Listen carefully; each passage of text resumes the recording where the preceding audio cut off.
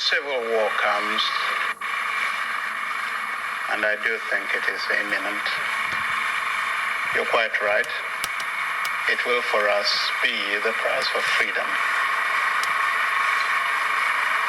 Our people here have for a long time been prepared for this eventuality, and I am confident of their readiness. I think that when it does come, that the people on the other side would be surprised as to what they're going to get. And I'm confident that it will not last long. I can't say for certain what Lagos has got. When we lost direct contact with Lagos, they had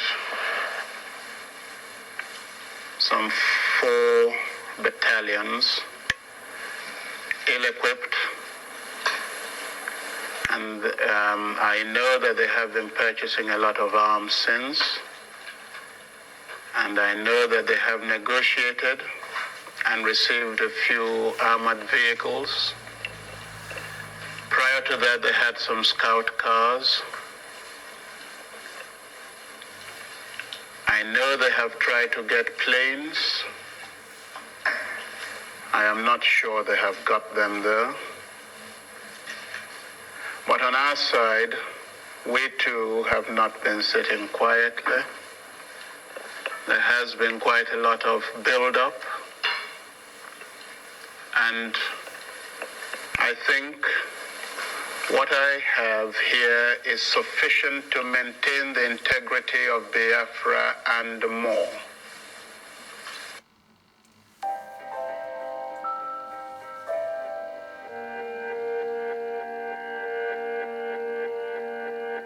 But putting aside General Ojuku's confident fighting talk, the reality of the matter was that Biafra was by far the underdog in this fight.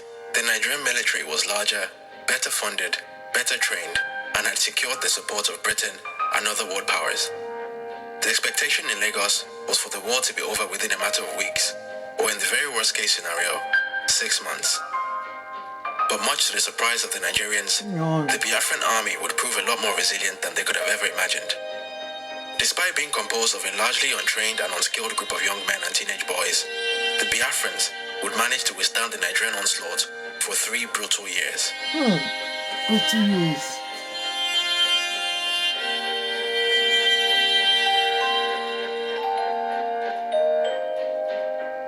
The early campaigns of the Nigerian forces were quite successful, as they quickly managed to reclaim significant Biafran cities and monuments.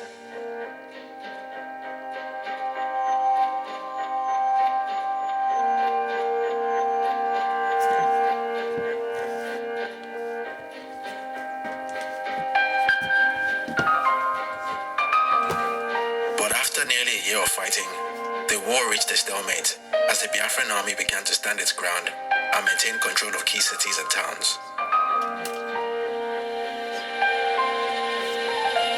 Within the nation itself, the civilian population tried to carry on living life as normally as they could. With most of the men and boys on the battlefront, it was up to the women to manage the day-to-day running of the country. But as the war raged on, any hopes that the civilian population had of continuing to live their normal lives began to fade away. With both sides unable to reach an agreement, despite several attempts at peace talks, including one in Ethiopia, presided over by Ethiopian Emperor Haile Selassie, the Gowon administration came to the very reckless conclusion that the only way to break the deadlock would be to trigger its nuclear option.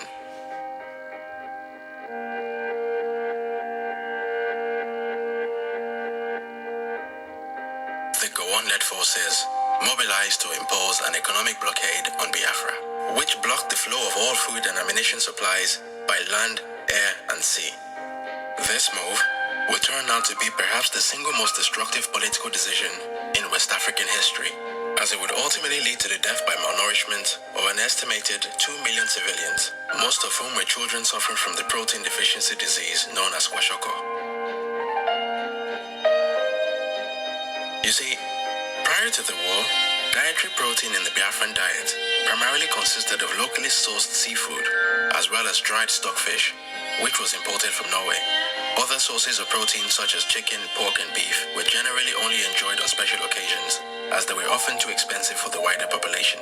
But as the blockade prevented the importation of Norwegian stockfish, and also restricted local fishermen's access to the seas, the region's protein supplies were quickly depleted, and the national diet was reduced to almost 100% starch. As the war took place around the golden era of TV media, the images of millions of malnourished Biafran children, projected on TV sets worldwide, would be one of the global community's earliest introductions to the now infamous trope of the starving African child.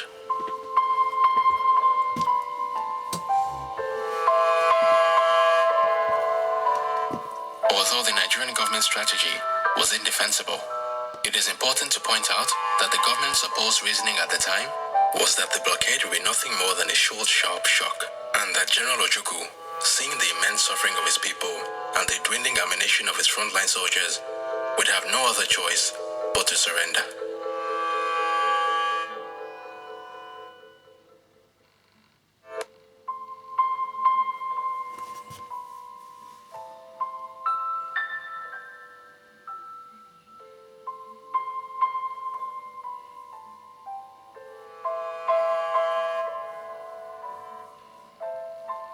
However, what the Nigerians had failed to realize was that the Biafran state had secured the support of a foreign benefactor of its own.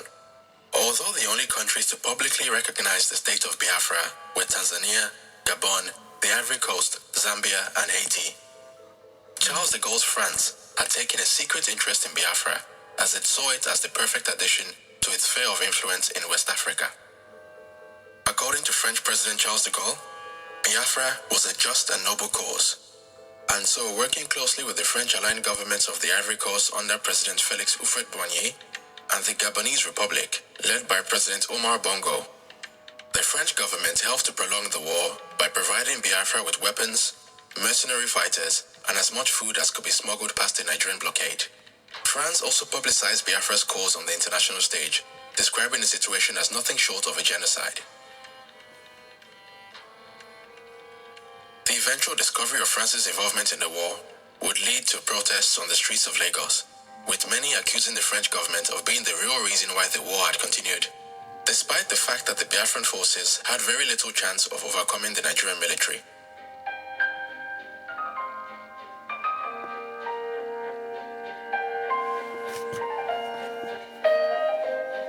But did France really get involved in the war simply because Charles de Gaulle considered Biafra to be a just and noble cause? Well, not exactly. France's involvement was all about economics, and had very little to do with some romantic desire for the Biafran people to share in the French ideals of liberté, égalité, and fraternité. Later investigations will show how the French state-owned oil company ELF had secured lucrative trading agreements with the Biafran state. Had Biafra successfully seceded from Nigeria, these agreements would have guaranteed ELF access to the equivalent of 7% of Nigeria's oil supply, and given the French government a nice slice of the Nigerian pie, which since the discovery of oil back in 1956, had been enjoyed solely by the Shell BP oil company. Although the French government tried to keep its ties to Biafra secret, General Ojukwu did very little to hide his country's French connection. From as early as the first year of the war, General Ojukwu had already begun to suggest that French would be made compulsory in Biafran secondary, technical, and teacher training schools. In his own words, he was very keen for his people to benefit from the rich culture of the French-speaking world.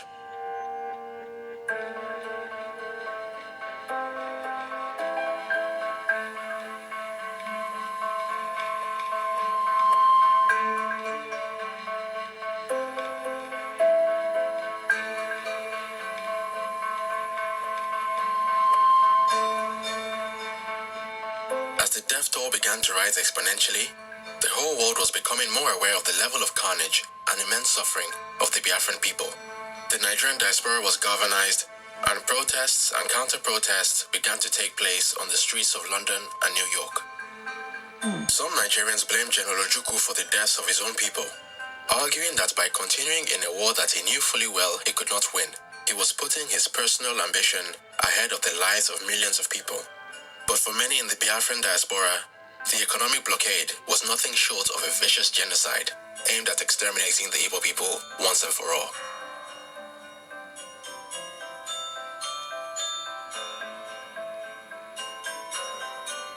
Another accusation that was thrown at General Ojukwu was that the only way he managed to cajole his army and his people to continue in the fight for Biafra was by reporting stories of false victories and by giving false guarantees about the imminent end of the war.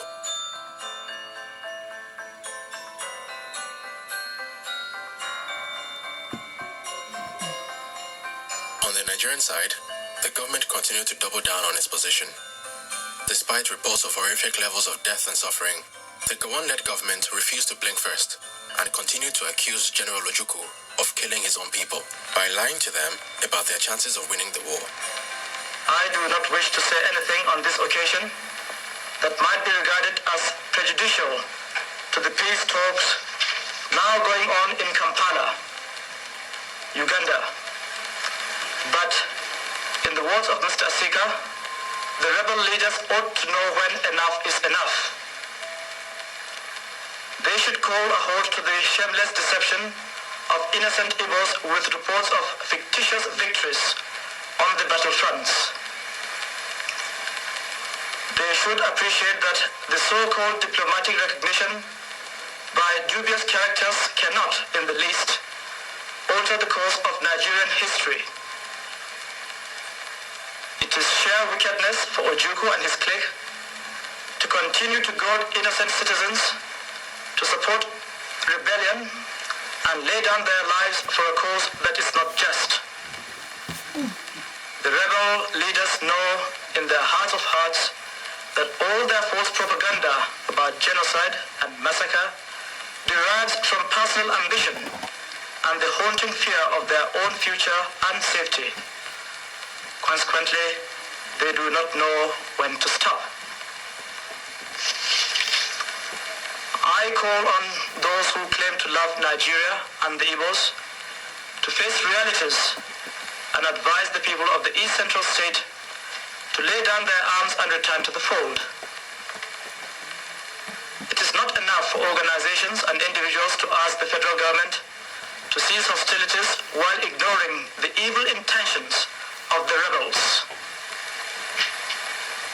I honestly believe it is in the true interest of the Igbos that they return to the fatherland. I'm satisfied that all other Nigerians have learned the lesson of our most recent history and the current civil war. And I pray to God that there will never be a repetition.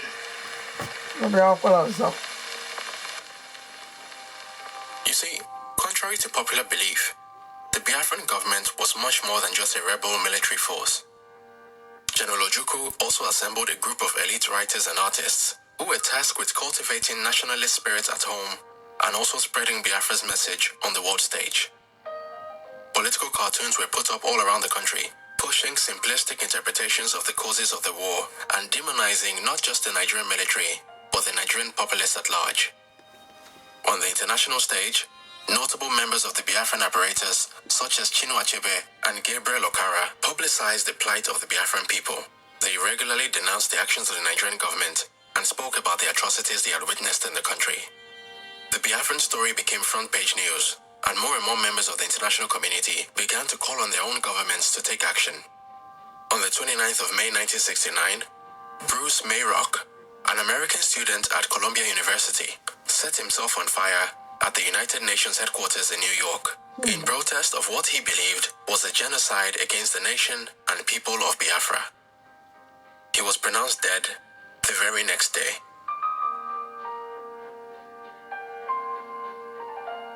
With more and more of their own citizens calling for political intervention, the response from Nigeria's international backers was to ramp up their military support for the Nigerian forces to help them break the Biafran resistance once and for all.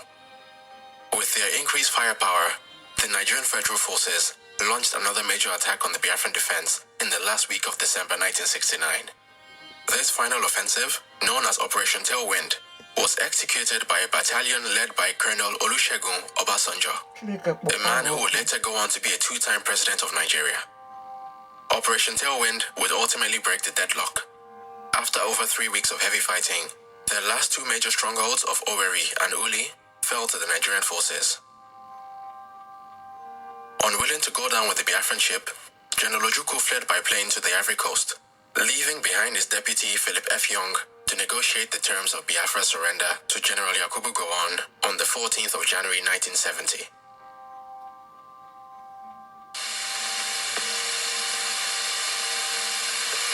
The so-called rising sun of Biafra is set forever.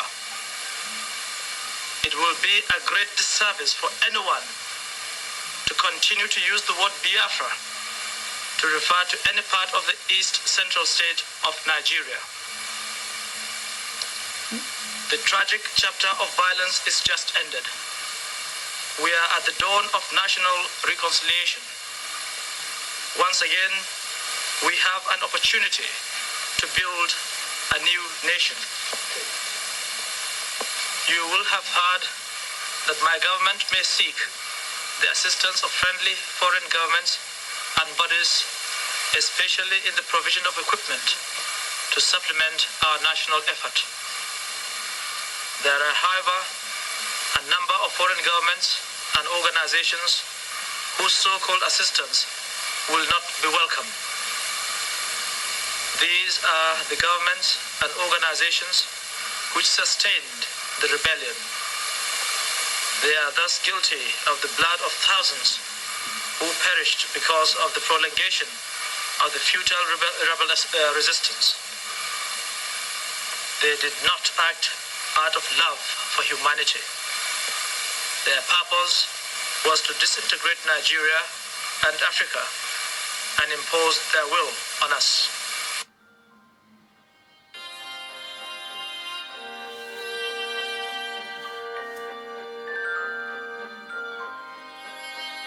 To say that the Nigerian government did not do enough to bring healing and reconciliation in the years following the war would be a gross understatement.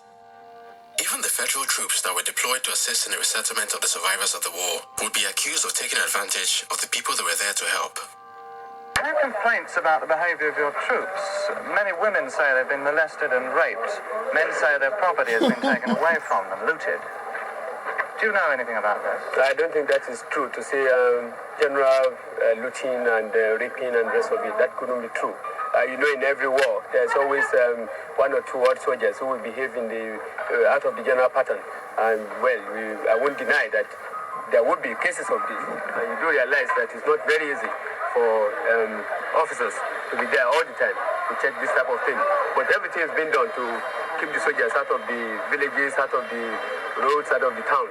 But here in the center of this town, Colonel, I've personally seen soldiers taking household gear away from people's homes, loading it onto trucks and driving away. A sergeant major stopped one truck and made them take some stuff off. Sometimes we carry refugees with their belongings from the towns to the villages. Yeah. This could be. But this was just property being taken out of a house, furniture, a bedstead, among other things. Well, that might be one of the cases, the few odd cases I've talked about. But there are always people around who will check this type of thing,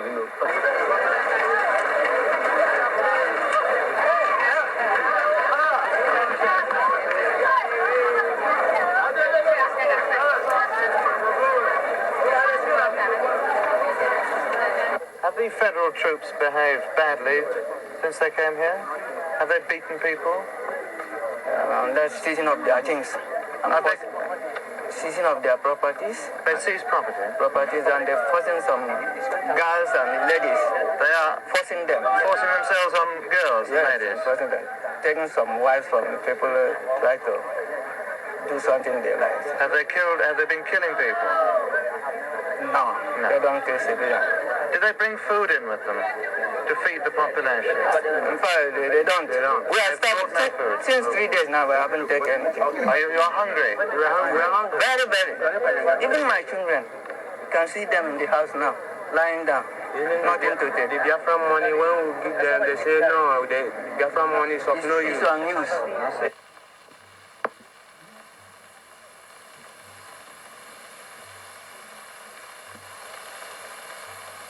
area. Do you know anything about raping or looting? No, I know nothing about that. What about food supplies? Is it true that the relief supplies are not coming in? Well, we have to make a distinction between the rural areas and the towns. It is coming into the towns because it's easier to arrange for transport. But obviously, it's more difficult to get the rural areas. Have you seen any relief supplies here? Where's the feeding station? No, this is my first visit to Oweri. I'm living about 8 or 9 miles away. I don't really say that there isn't such a centre. Well, I've just come from the police barracks, and they are distributing food every day down in the police barracks to the people. Through the police, not the Nigerian Red Cross. All day long in our work and daily lives, we're producing data, and that data lives in data centers. Human progress is powered by data centers, but not just any data center. Iron Mountain Data Centers. We power innovation. The war had left millions of Igbos homeless, bereaved, and unemployed. To make matters worse, Nigeria had changed its currency during the war, and so the many Easterners who still held the old Nigerian currency were left in a very precarious position. The man who was tasked by the Gowon administration to rectify the problem was the former opposition leader, Chief Obafemi Awolowo, who at the time was Nigeria's Commissioner of Finance.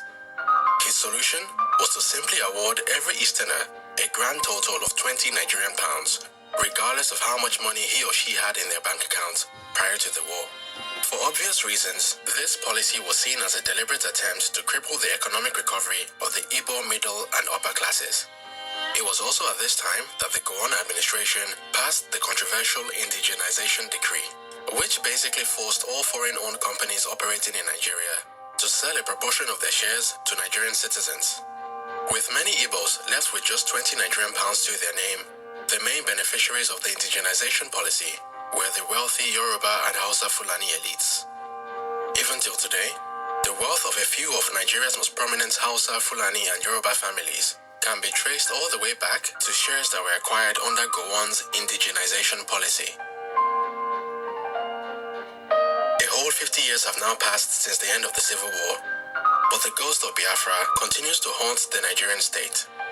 Just 1 year after the death of General Ojukwu in 2011, a group known as the Indigenous People of Biafra, or IPOB for short, became the latest among several post-war Biafran secessionist movements that have tried to lead a second Biafran breakaway. The response from the Nigerian government has again been very heavy-handed, showing how little has been learned from the mistakes of the war. The IPOB leader, Nnamdi Kanu, has been arrested and harassed numerous times by the Nigerian state, which has only helped to energize his base and build his cult-like following. The Biafran question now occupies a menacing position in Nigeria's political terrain, and with each passing day, it is becoming very clear that the Nigerian government can no longer continue to sweep the matter under the carpet. The IPOB are not the only independence movement threatening to break the Nigerian Union. The oil-rich Niger Delta region, which despite being the source of Nigeria's wealth, remains one of the most underdeveloped regions in the country, has for many years been riddled with militant separatist groups such as the Niger Delta Avengers and the Niger Delta Greenland Justice Mandate. Similarly, for many years, a number of groups in the Yoruba heartlands have been calling for the creation of a separate Yoruba state that would be known as the Oduduwa Republic. The one thing that unites all of these groups is the strong belief that nothing has really changed since colonial times. In other words, the only group that still has a vested interest in the continuity of the Nigerian Union are the northern elites. And in all honesty, it doesn't take a rocket scientist to understand why this view is so prevalent. There is no doubt that a breakup of Nigeria would most likely lead to economic ruin for a lot of rich and powerful northerners who could potentially find themselves left behind in a landlocked country with no access to the sea, no oil revenue, and a large undereducated population, of which an estimated 50% of women have no formal education. When Frederick Lugard created Nigeria back in 1914, it was arguable that he had no idea how badly the Nigerian project would turn out. But what has become very clear over a century later is that Nigeria in its current state just does not work. For a country as large and as diverse as Nigeria, the concentration of power in the Nigerian federal government is a recipe for disaster. With large sections of its population continuing to express feelings of marginalization and disconnection from the federal government, many have been putting forward the very sensible case for a restructuring of the country in a way that devolves power from the federal government to the various regions. This would mean giving each region power over their own resources and a greater ability to decide their own destinies. But while the idea of devolving powers from the federal government may be good for Nigeria as a whole, it would obviously mean a loss of power for those who benefit under the current system. For obvious reasons, these vested interests are the biggest stumbling blocks preventing any sensible conversation about the state of the nation. For the sake of the many innocent and peace-loving Nigerians, one can only hope and pray that the Nigerian establishment chooses to loosen its tight grip on power before it's too late.